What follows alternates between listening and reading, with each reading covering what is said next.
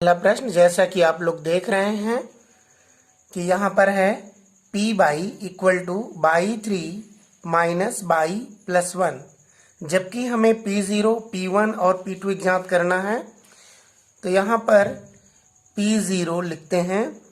P0 यानी P by के place पे यहाँ पर 0 है, अतः प्रत्येक बाई के स्थान पर 0 रखना पड़ेगा।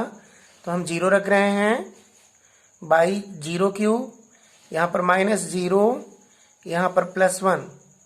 तो हम आगे देखते हैं कि P0 का मान 0 -0 +1। अब P0 का मान कितना आ रहा है? 1, क्योंकि 0 का कोई भी मतलब नहीं है। यह मान P0 के लिए हो गया। अब हम निकाल रहे हैं P1 के लिए। P1 के लिए यह मान क्या होगा? हमारा बहुपद जो है P Y equal to Y cube minus Y plus 1, तो जहाँ y है वहाँ पर 1 रखेंगे P1 के लिए। तो यहाँ पर 1 क्यूब -1 प्लस 1, तो P1 का मान कितना आएगा? 1 का कितना भी पावर कर दें पर मान एक ही है। P1 का मान 1 में 1 घटा तो 0 +1। अब पुनः देखते हैं P1 के लिए 0 + 1 यानी 1 आंसर। अब हम P2 को कैलकुलेट करते हैं अगले क्रम में। तो P2 को देखते हैं, यहाँ पर लिखते हैं P2। तो अब बाई के प्लेस पे हम क्या रखेंगे? इस समीकरण में हम मान बैठा रहे हैं। इस बहुपद में, समीकरण तो नहीं है, ये बहुपद है। इस बहुपद में हम बाई का मान बैठाएं। तो बाई का मान रखने पर क्या होगा? बाई क्यूब है तो 2 का क्यूब -2 + 1। आगे देखें तो P2 का मान 2 का क्यूब, तो 2 का क्यूब कितना होगा? 2 दूनी 4, 4 दूनी 8, -2 + 1 होगा। अब P2 बराबर कितना हो जाएगा? 8 में 4 गए, 8 में 2 गए, 6 + 1। इस प्रकार P2 का मान कितना हो जाएगा? 7। ये अभीष्ट आंसर हो जाएगा। इस तरह हम P0, P1 और P2 तीनों का मान ज्ञात कर चुके हैं पहले प्रश्न के पहले भाग में। अब हम दूसरे प्रश्न में पहुंचते हैं पहले के। इसमें लिखा है, अब हम दूसरा प्रश्न PT equal to 2 + t + 2t² - t cube. तो यहाँ पर P0 के लिए मान ज्ञात करेंगे।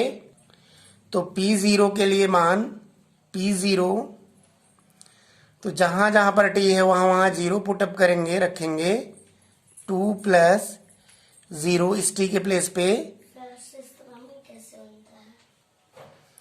अब इस t के प्लेस पे हम क्या रखेंगे? t² के प्लेस पे 0 का स्क्वायर माइनस यहाँ पर t क्यूब के प्लेस पे फिर 0 का क्यूब।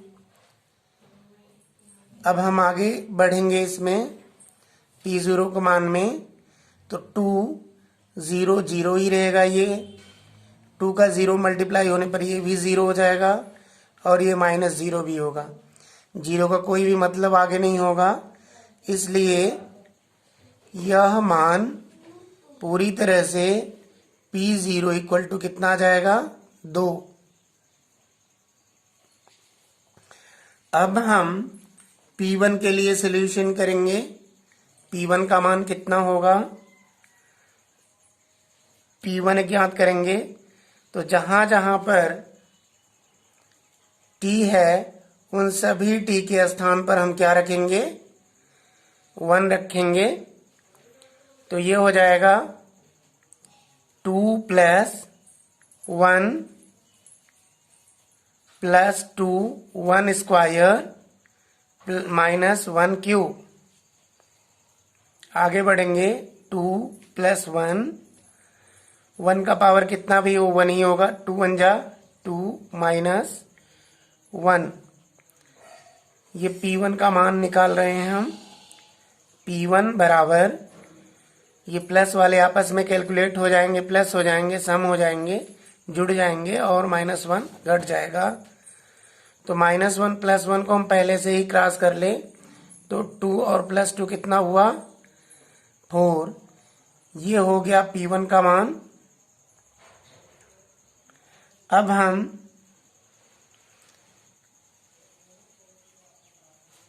P2 के मान के लिए ज्ञात कर रहे हैं। इसी सारणी में, इसी बहुपद में t के स्थान पर रखेंगे 2, t के स्थान पर 2 +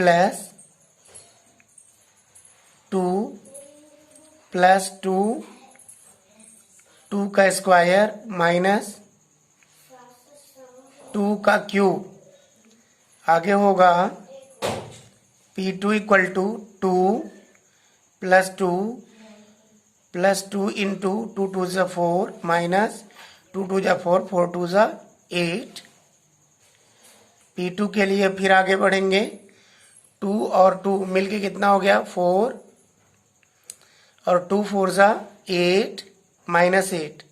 ये -8 ये +8 कैंसिल हो गया, तो P2 का मान कितना निकला, 4। इस प्रकार P2 का मान कैलकुलेट हो जाएगा। तो यहाँ पर P0 का मान कितना आया, 2, P1 का मान कितना आया, 4, और P2 का मान कितना आया, 4। तीसरे मान के लिए अब हम सॉल्यूशन करेंगे।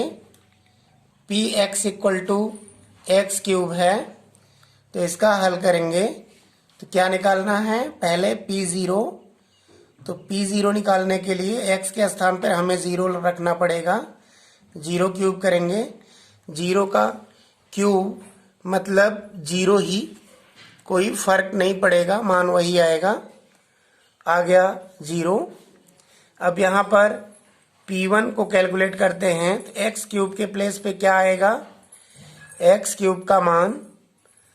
तो यहाँ पर x³ के जगह पर 1 का क्यूब होगा, तो मान क्या आएगा, 1। इसी प्रकार अब P2 का मान कैलकुलेट करेंगे। P2 के मान के लिए 2 का क्यूब, क्योंकि x का क्यूब है, 2 का क्यूब कितना होता है, 8, 2 × 2 = 4, 4 × 2 = 8। तो यह तीसरे प्रश्न के लिए आंसर होंगे। तीसरे प्रश्न में हम लोग देखते हैं, सत्यापित कीजिए कि दिखाए गए मान निम्नलिखित स्थितियों में संगत बहुपदों के शून्यक हैं या नहीं। शून्यक ज्ञात करने के लिए हम जो दिया गया मान है वो उस x के प्लेस पे पुट करेंगे, उसके चर के प्लेस पे रखेंगे। जैसे Px = कितना है, 3x + 1, और x का मान हमें क्या प्राप्त है, x बराबर -1/3। जहां जहां x है वहां पर हमें -1/3 रखना होगा। यदि मान 0 आ गया तो दिया गया जो मान है वो शून्यक है। तो यहाँ पर हम रख रहे हैं P -1/3 = 3। ये देखिए x के प्लेस पे यहाँ रख दिया, x के प्लेस पे -1/3 + 1 मान रख रहे हैं आगे। P -1/3 = 3 × 1 = 3, ये कैंसिल हो जाएगा।